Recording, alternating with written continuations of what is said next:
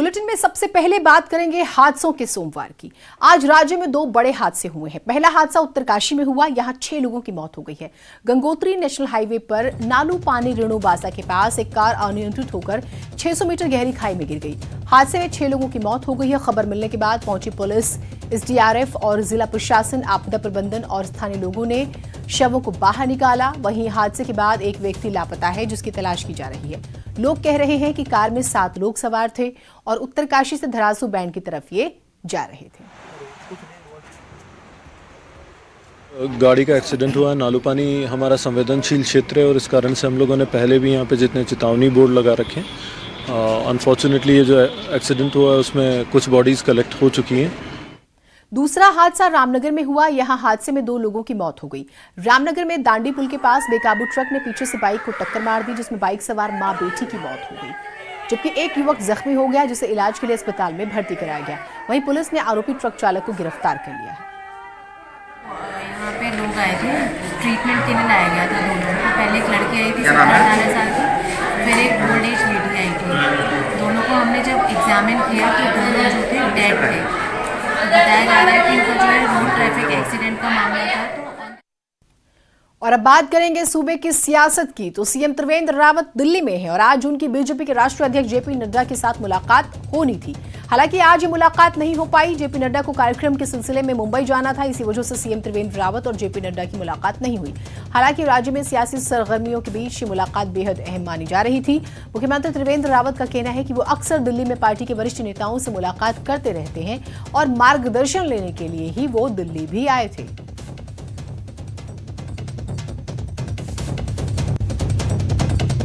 इससे पहले आज सीएम त्रिवेंद्र रावत दिल्ली में ही थे और दिल्ली में ही अपने आवास पर 13 विधायक और 2 सांसदों के साथ मीटिंग की। सीएम ने विधायकों के साथ लंच किया, बातचीत की। सांसद अजय भट्ट और माला राज्यलक्ष्मी भी उनके साथ मौजूद थी, जबकि कैबिनेट मंत्री मदन कौशिक के साथ विधायक पुष्कर सिंह धामी, देशराज कर्णवाल, रितु खंडूरी, गोपाल सिंह रावत, विजय सिंह पवार, शक्तिलाल शाह, भरत चौधरी, हरबंश कपूर, सुरेंद्र सिंह जीना, मुन्ना सिंह चौहान, महेंद्र भट्ट, सुरेंद्र सिंह नेगी उनके साथ मौजूद थे।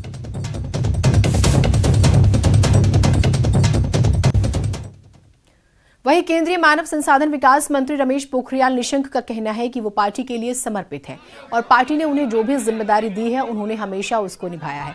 आगे भी पार्टी जिस पद पर उन्हें काम करने के लिए कहेगी वो उस जिम्मेदारी को पूरा करेंगे।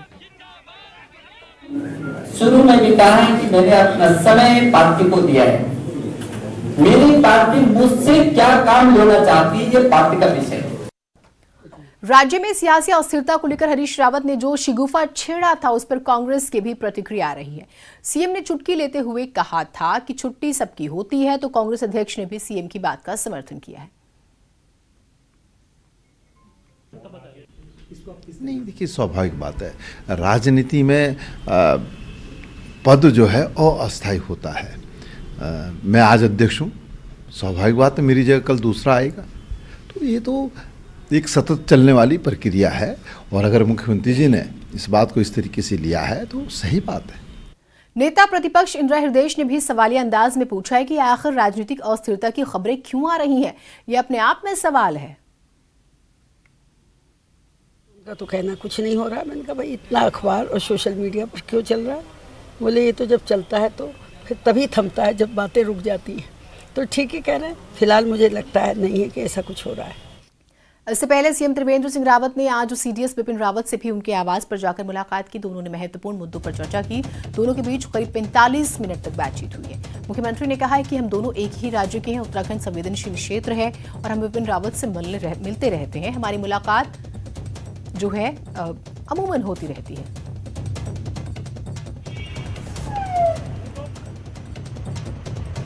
देखिए हमारी क्योंकि उत्तराखंड हमारा बहुत ही संवेदनशील क्षेत्र है और हम यदा कदा मिलते रहते हैं। वो सौभाग्य से उत्तराखंड के निवासी भी हैं, तो कई बार हम लोग कटसी जिसको बोलते हैं, ऐसे भी मुलाकात होती रहती है। उत्तराखंड के मुख्यमंत्री त्रिवेंद्र सिंह रावत आज दिल्ली में राष्ट्रीय पुलिस स्मृति स्थल भी पहुंचे, जहां उन्होंने शहीदों को श्रद्धांजलि दी। मुख्यमंत्री के साथ कई मंत्री और विधायक भी मौजूद थे। मुख्यमंत्री ने इस मौके पर स्मृति स्थल बनाने के लिए प्रधानमंत्री मोदी का भी आभार जताया।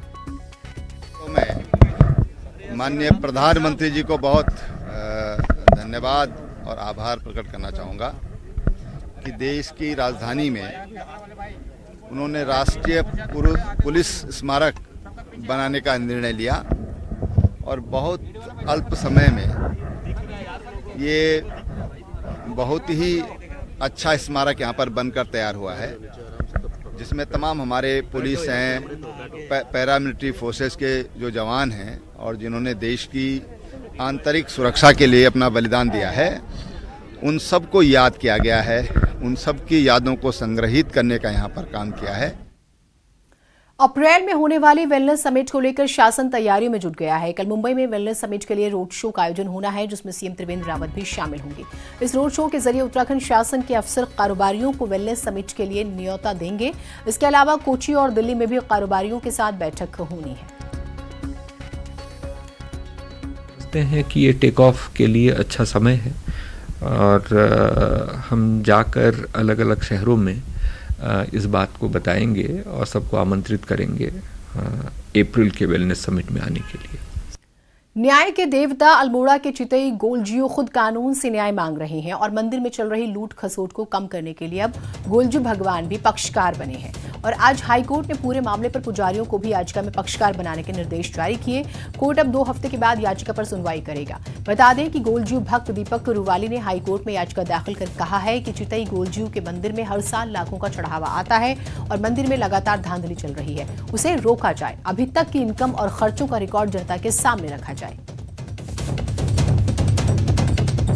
कि ये जो धांधलीबाजी उसमें लगातार चल रही है, क्योंकि आस्था का बहुत बड़ा स्थल है चितई गोलजू का मंदिर और इसीलिए वहाँ के जितने भी खाते, जितने भी वहाँ पे चढ़ावा आता है, जितना भी दान आता है, उसका अकाउंट बने, उसका ऑडिट हो सबसे पहले, क्योंकि लाखों करोड़ों का वहाँ पे चढ़ावा होता है।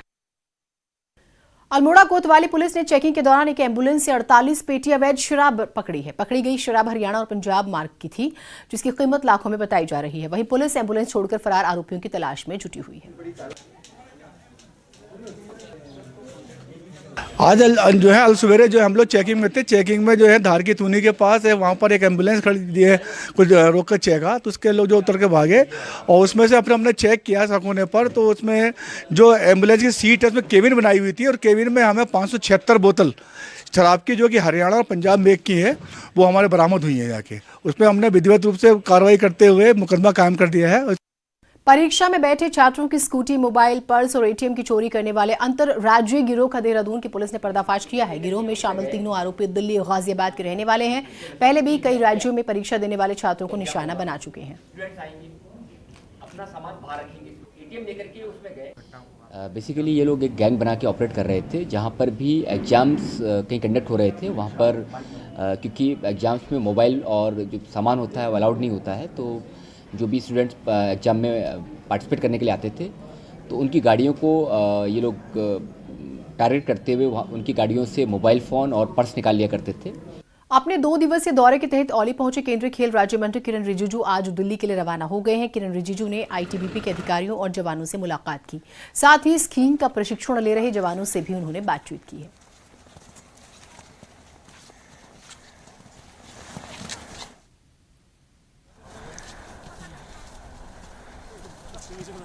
उत्तराखंड में सत्ता और विपक्ष के विधायक कामकाज के प्रति बेहद ही उदासीन हैं। इसका सबसे अच्छा उदाहरण विधानसभा की समितियों में उनकी गैर मौजूदगी है।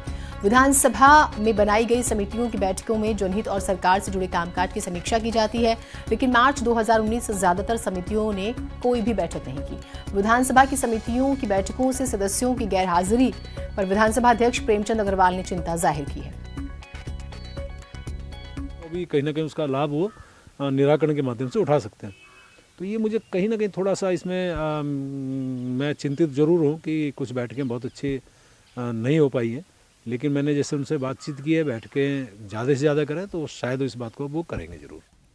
और बात करते हैं कांग्रेस की, तो कांग्रेस कार्यकर्ता आज सड़कों पर उतर आए। प्रदेश में महंगाई, बेरोजगारी, गन्ना भुगतान, कानून व्यवस्था, विकास के मुद्दे को लेकर कांग्रेस ने प्रदर्शन किया।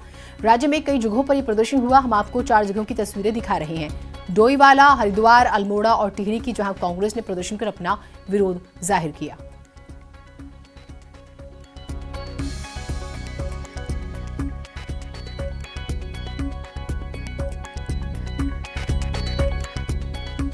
उत्तराखंड उत्तराखंड में वक्त और हालात की नजाकत कांग्रेस समझ रही है। कांग्रेस पूरी तरह से आश्वस्त है कि 2022 में वापसी तो पक्की है। इसी को देखते हुए नई टीम की अगुवाई में प्रीतम इंदिरा ने सड़क पर संघर्ष शुरू कर दिया है। Special report.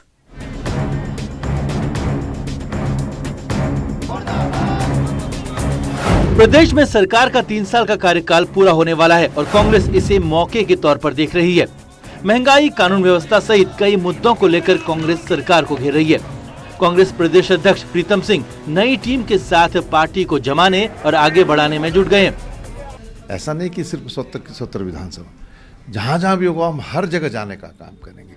मैं खुद भी जो है पद यात्रा भी करूंगा और लंबी पद यात्रा करूंगा। उत्तराखंड में कांग्रेस की परफॉर्मेंस कैसी रहेगी, इसकी बड़ी जिम्मेदारी टीम प्रीतम पर है और नई टीम को हरदा और इंदिरा का पूरा साथ मिला तो काम और बेहतर हो सकता है। वहीं नई टीम के साथ विधानसभाओं में अभियान की शुरुआत से कार्यकर्ताओं का भी जोश बढ़ा हुआ है कि अब हम पूरे ब्लॉक स्तर पर, बूथ स्तर तक हम जाएंगे और अपनी एक अच्छी टीम बनाएंगे और पूरे जनपद में, पूरे प्रदेश में फिर कांग्रेस का परचम लहराएंगे। 13 जिलों की 70 विधानसभाओं में कांग्रेस 2017 में 11 विधायकों पर सिमटी और इससे बुरे हालात कांग्रेस के कभी नहीं रहे। ऐसे में 57 विधायकों वाली बीजेपी को चुनाव में मात देना टीम प्रीतम के लिए सबसे बड़ी चुनौती है, जिस पर काम और अभियान शुरू हो चुका है। दीपांकर भट्ट, न्यूज़ 18, देहरादून। उधर 3 से 6 फरवरी तक गैरसैंण में 4 दिन तक होने वाले बजट सत्र को लेकर विपक्ष नाराज है। विपक्ष कह रहा है कि बजट सत्र कम से कम 14 दिन का तो होना चाहिए था। आज उपनेता विपक्ष करण माहरा ने विधानसभा अध्यक्ष से मुलाकात कर बजट सत्र की समय सीमा बढ़ाने की मांग की और साथ ही करण माहरा ने कहा है कि यदि सरकार बजट सत्र की समय सीमा नहीं बढ़ाती है तो प्रदेश में पदयात्रा के जरिए जनता के बीच जन जागरण अभियान चलाएंगे। करण माहरा जी जो सदस्य विधानसभा हैं, उनका एक आग्रह था कि ये सदन जो बजट सत्र है बहुत छोटा है और इन छोटे सत्र के दौरान पहले दिन अभिभाषण महामहिम का होगा और फिर विभागवार चर्चा, बजट पे चर्चा, उसके निमित्त ये बहुत छोटा सत्र है। मैंने कहा मैं माननीय मुख्यमंत्री से चर्चा करूंगा कि मैंने डिमांड की कि ये 4 दिन का नहीं होना चाहिए। दूसरा मेरी एक चिंता है कि सोमवार को क्यों छोड़ा जाता है हमेशा, सोमवार और मंगल को। ये एक ट्रेंड सा बन गया क्योंकि वो मुख्यमंत्री से संबंधित दिवस हैं और मुख्यमंत्री के पास सबसे ज़्यादा सर्वाधिक विभाग हैं। तो ये पहली बात है कि मैं पिछले कई समय से देख रहा हूँ कि सोमवार को छोड़ा जा रहा है। दूसरा, बजट सत्र में आप समझ सकते हैं कि 4 दिन में कैसे कुछ होगा। भाई एक दिन माननीय राज्यपाल जी का अभिभाषण, उसके बाद अभिभाषण पे चर्चा, उसके बाद विभागवार बजट पे चर्चा और बजट पे इतने विभागों पे 2 दिन में कैसे अध्ययन होगा, कैसे बजट क्या है उसको देखा जाएगा और कैसे उस पर फिर चर्चा विपक्ष या पक्ष के साथ ही करेंगे। मेरी समझ से परे है।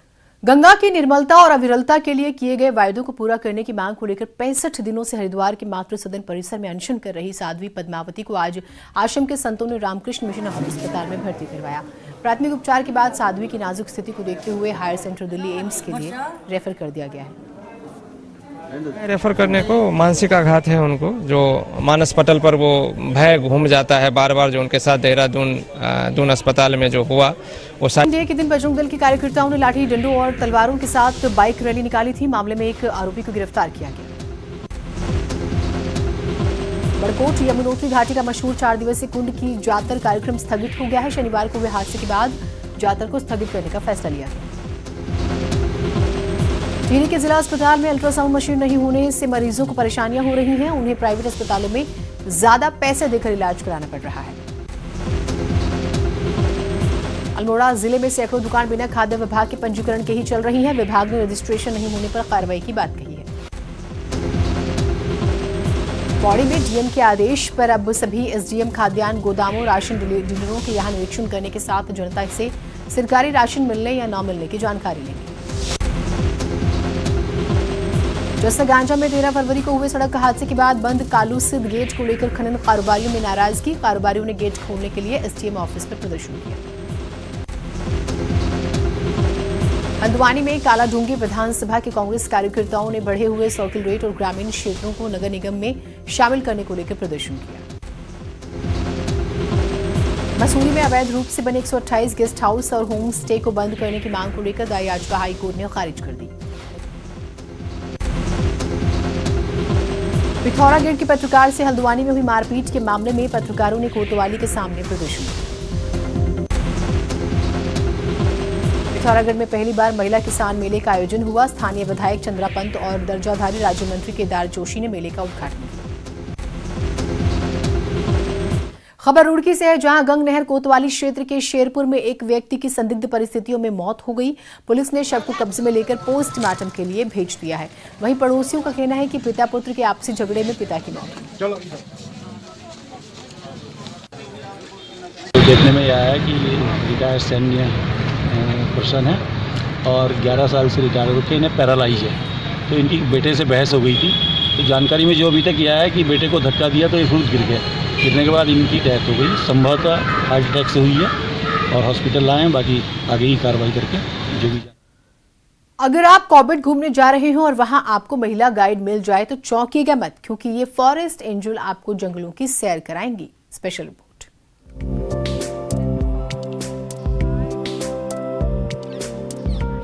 कॉर्बेट और उसके आसपास के इलाकों में पुरुष गाइड्स का ही वर्चस्व है, लेकिन रिगोड़ा से अब पुरुष गाइड्स के एकाधिकार को चुनौती मिलने वाली है, जहां 5 युवतियों को बर्ड वॉचिंग के लिए ट्रेनिंग दी जा रही है और लड़कियों के बर्ड वॉचर ग्रुप को नाम दिया गया है फॉरेस्ट एंजल। बर्ड वॉचिंग की ट्रेनिंग ले रहे हैं और मिसेस कैरोलिन इंस्केप यहाँ पे आई हुई हैं, जो हमें फ्लोरा एंड फ्यूना के बारे में, बर्ड्स के बारे में बता रही हैं और बहुत सारी बर्ड्स के बारे में हमने आज नॉलेज ली है। ये युवतियां ट्रेनिंग के बाद अपने अपने गांव के आसपास पर्यटकों को गाइड करेंगी, गांव के इतिहास की जानकारी देंगी और वहां के जीव जंतुओं के बारे में भी पर्यटकों को बताएंगी। और साथ ही जो बर्ड वॉचिंग के लिए वहां पहुंचेंगे उन्हें भी जानकारी दी जाएगी। हम लोग यहाँ पे 5 लड़कियां हैं जो बर्ड वॉचिंग के बारे में जान रहे हैं और उसके बाद हम और फॉरनर या जो भी बाहर के लोग आएंगे उनको इसके संरक्षण के लिए बताएंगे इस बात को। और जिम कॉर्बेट के आसपास कोई आज तक महिलाएं गाइड नहीं है। ये शुरुआत रिंगौड़ा गांव से हो रही है। इस ट्रेनिंग में बर्ड ऑफ इंडियन सब कॉन्टिनेंट किताब की सहलेखिका कैरोल इंस्किप ने भी फॉरेस्ट एंजल को बर्ड वॉचिंग के गुर सिखाए। वहीं लड़कियों को ट्रेनिंग देने वाले ट्रेनर का भी कहना है कि इस प्रयास से स्थानीय लोगों के लिए रोजगार का एक नया जरिया खुल जाएगा। ये जो गर्ल गाइड ट्रेनिंग प्रोग्राम है, जिसको कि बच्चों ने नाम रखा है फॉरेस्ट एंजल्स, तो ये सिर्फ अब रिंगौड़ा गांव का एक ट्रेनिंग प्रोग्राम है, जो कि रिंगौड़ा गांव का इतिहास, उसकी जैव विविधता, उसके लोग जो वहाँ रहते हैं, उनकी कहानी। अब कॉर्बेट आने वाले बर्ड वॉचिंग के शौकीनों के स्वागत के लिए फॉरेस्ट एंजल ग्रुप तैयार है। न्यूज़ 18 के लिए रामनगर से गोविंद पाटनी की रिपोर्ट। हरिद्वार में आज फैशन मॉडल डिजाइनिंग और Mrs and mister sister award के मौके पर फैशन शो का आयोजन किया गया। फैशन शो में मशहूर डिजाइनरों ने शाही पोशाक के साथ गढ़वाली, कुमाऊनी, जौनसारी, राजस्थानी, साउथ इंडियन परिधानों का प्रदर्शन रैंप पर किया। वहीं जानी मानी मॉडल्स और फिल्म अभिनेत्री मुग्धा गौडसे ने भी रैंप पर अपने जलवे बिखेरे।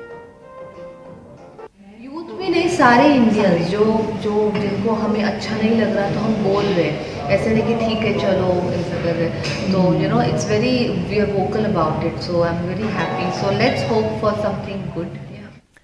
उत्तरकाशी के मोरी ब्लॉक के आपदा प्रभावित गांव की स्थिति आपदा के 7 महीने बाद भी बदहाल ही है। आपदा प्रभावित आराकोट क्षेत्र के कई ग्रामीण इलाकों में अभी भी पुल, सड़क, बिजली, पानी और स्कूलों की स्थिति नहीं सुधर पाई है और इस वजह से यहाँ के लोगों को भारी दिक्कतें हो रही हैं। मुख्यमंत्री द्वारा पूरा आश्वासन दिया गया था कि क्षेत्र के किसानों के बारे में गंभीरता से सोचा जाएगा। हमारी मुख्य मांग थी कि क्षेत्र के किसानों का ऋण माफ किया जाए, क्योंकि आपदा के कारण क्षेत्र की एकमात्र आजीविका का साधन सेब पूरी तरह नष्ट हो गया था और उसी मांग को लेकर हम लोग मुख्यमंत्री के पास गए। चंपावत के पहाड़ी इलाके, लोहाघाट, खेती खान, चंपावत, देवीधुरा क्षेत्र में मौसम कोई भी हो, गर्मी, पानी की किल्लत हमेशा बनी रहती है। ऐसे में परेशान लोगों का कहना है कि वो लगातार प्रशासन से शिकायत करने के बाद भी समस्या का हल नहीं पा रहे हैं। जल संसाधन अधिकारी भी मानते हैं कि पानी के रिसोर्स खत्म हो रहे हैं। पानी न मिलने की शिकायत पर टैंकर से पानी उपलब्ध कराने की पूरी कोशिश रहती है। खड़े रहते हैं हम, फिर भी खाली बर्तन ले जाते हैं घरों को, पीने के लिए एक बर्तन भी पानी नहीं मिलता है। विधायक जी से हमने बात भी करी थी हैंडपंप के लिए, फिर भी कोई सुनवाई नहीं हुई। सोर्सेज में गिरावट तो आई है, इसी वजह से जो पानी की कुछ शॉर्टेज है और बाकी मोस्टली शहर में हम जो है 30 से 35 मिनट एक दिन छोड़ के हम पानी दे रहे हैं और बाकी जो शॉर्टेज है कई क्षेत्रों में हम जो है पिकअप और टैंकर से उस शॉर्टेज को मेकअप कर रहे हैं और लोगों को पानी देने की कोशिश कर रहे हैं जितना बेहतर से बेहतर सुविधा लोगों को उपलब्ध हो सके।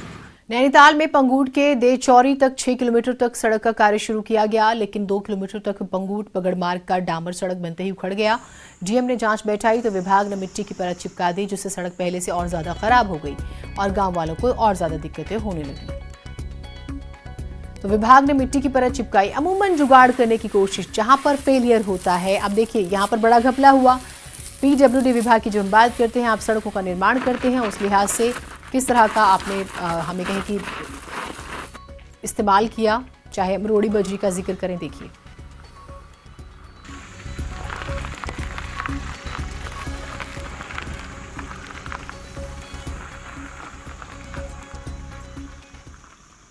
और इसी के साथ इस बुलेटिन में